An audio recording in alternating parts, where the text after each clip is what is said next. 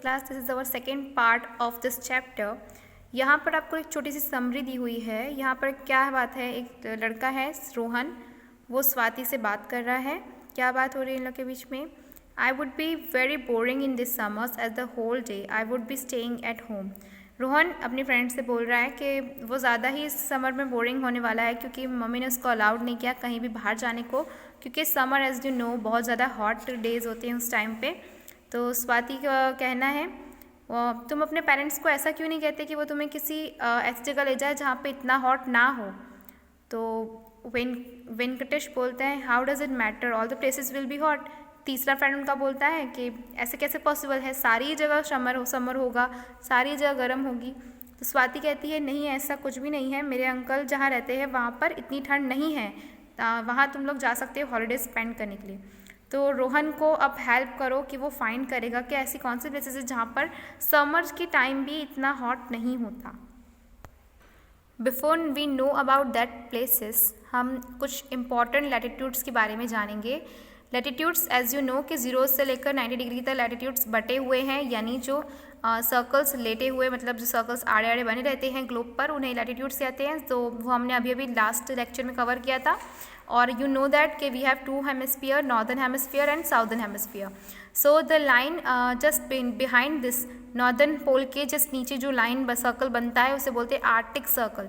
इसे आप डिनोट करने के लिए एज यू नो कि इक्वेटर 0 डिग्री पे बना होता है। सो इक्वेटर के just north 23.5 degree and other side 23.5 degree. इधर साइड क्या है, ट्रॉपिक ऑफ कैंसर है। दोनों साइड, इधर साइड ट्रॉपिक ऑफ कैंसर है, किधर नॉर्थ साइड, और इधर साउथ 23.5 डिग्री जाएंगे tropic of Capricorn.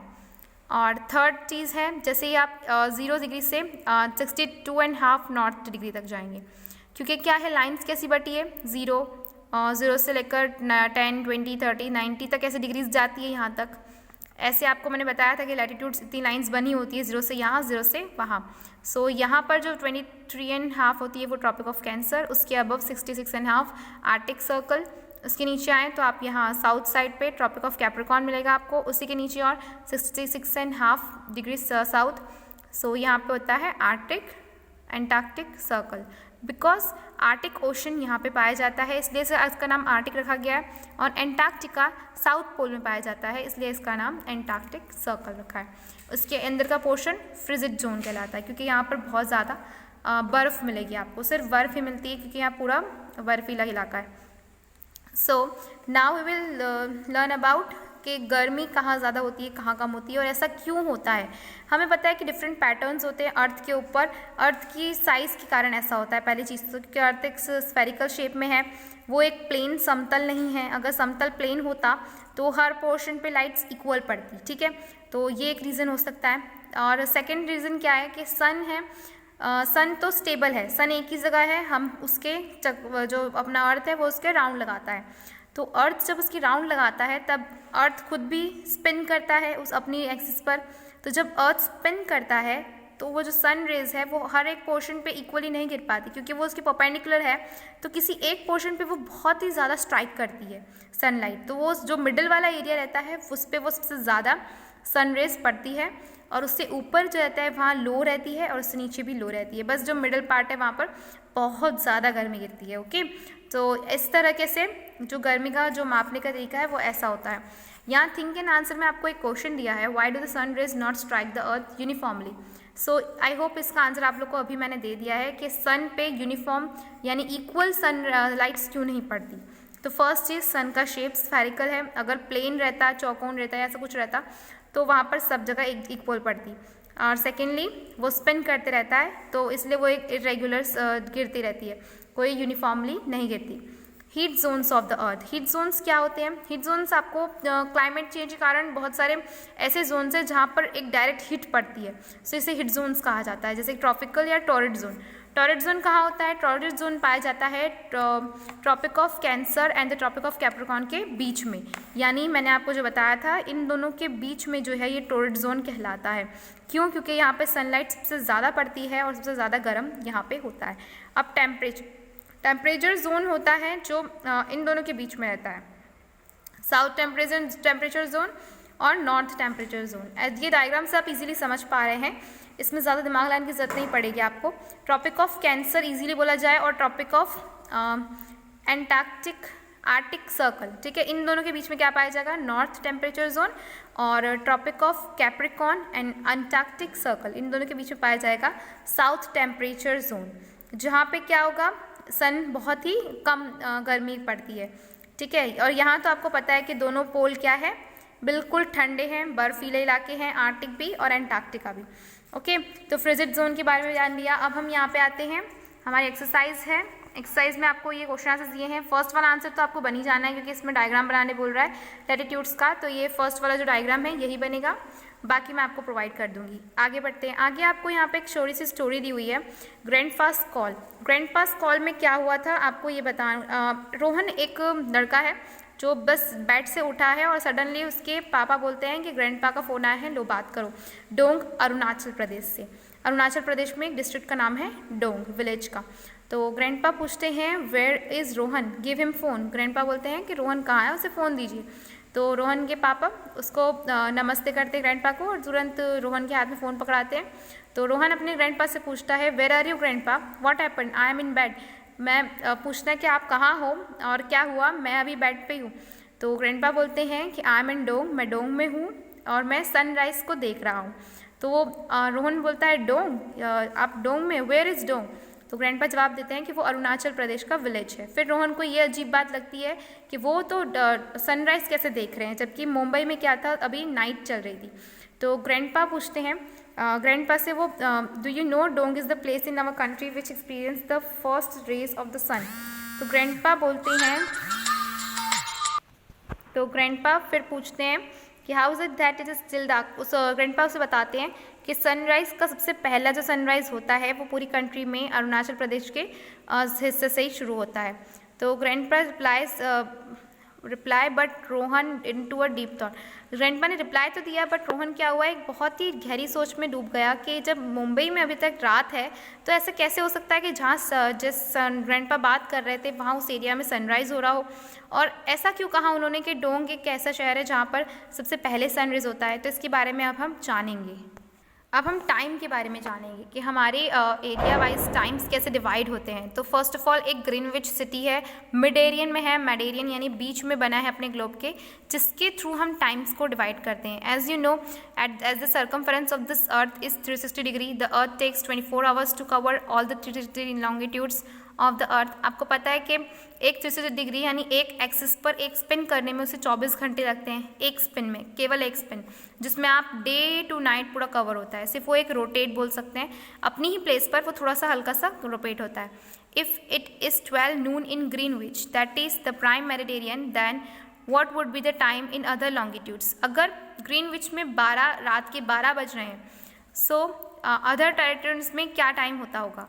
As the earth rotates 360 degree in about 24 hours, in 1 hour it moves 15 degree।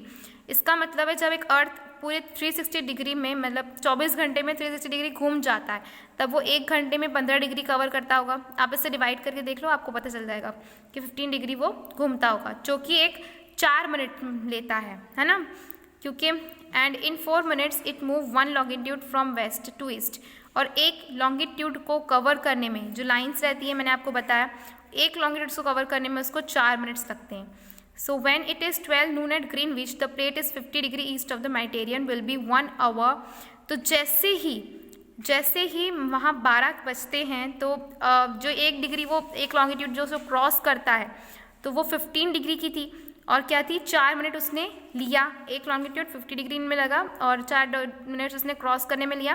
तो इसको इससे इंटू कर दो, यानी 60 मिनट्स, यानी बाकी टाइम 1-1 घंटा लेट चलेगा। ठीक है, जैसे जैसे लॉन्गिट्यूड्स काउंट करते जाना, जैसे जैसे वो बढ़ेगा, यानी अगर वहाँ पे दोपहर के 12 बज रहे हैं तो नेक्स्ट लॉन्गिट्यूड वाली लाइन में, यानी नेक्स्ट लोकेशन में, है ना, लॉन्गिट्यूड्स क्या है, लोकेशन बताती है, तो नेक्स्ट लॉन्गिट्यूड पे क्या हो रहा होगा, वहाँ पर 1 बज रहा होगा, फिर उससे दूर 1-2 बज रहा होगा, फिर उससे 3, ऐसे करके वो बढ़ते जाएगा। और आपको मैंने बताया था कि मेडिटेरियन एक बीच की लाइन है, जहाँ से यहाँ पर एक अलग चलता है 180 डिग्री तक, यहाँ पर एक अलग चलता है। अगर हम आगे जा रहे हैं तो 1 PM 2 PM ऐसे होगा, लेकिन अगर हम पीछे जा रहे हैं तो वहाँ पे 11 होगा, 10 होगा, ऐसे कम होते जाएगा, मतलब एक साइड लेस होते जाएगा, एक साइड ज़्यादा होते जाएगा।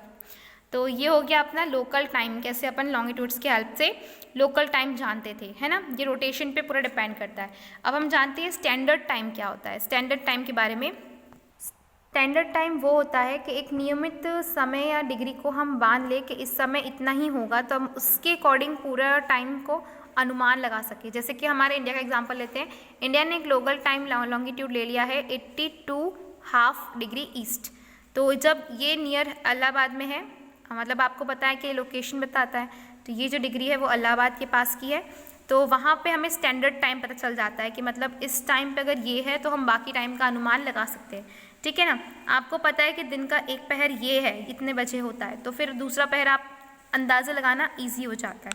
सो इसी स्टैंडर्ड टाइम की हेल्प से जितने भी टाइम टेबल्स है आपके एरोप्लेन्स के, रेलवेज के, scheduling of television broadcasting, radio programmers, ये सारे इस लॉन्गिट्यूड में बोलते हैं, है ना। आपको ये सब पता है कि रेडियो प्रसारण तो मेगाहर्ट्ज़ पे ही होता है। सो वो भी टाइमिंग बहुत ज़रूरी है उन लोगों के लिए भी। For standard time earth has divided 24 hour time zones of 1 hour each time covers 50 degree of longitude.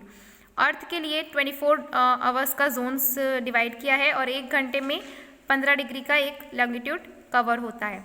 The west east boundaries each time is adjusted with the boundaries the countries of the world following in that time zone. The time of the central Mediterranean is standard time of for that zone. So आपको अब मैं पूरा एक mean time बताती हूँ जो सबसे पूरी वर्ल्ड पे जो वर्क करता है, वो है time and Greenwich mean time, GMT is called universal coordinate time.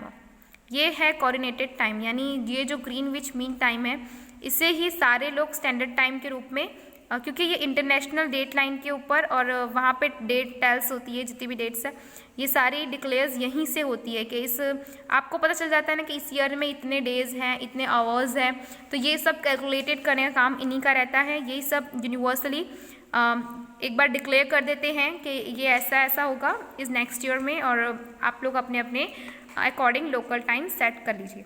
तो ideal bands on approaching the bearing straight at the passes between Alaska and Siberia which have different dates up going east.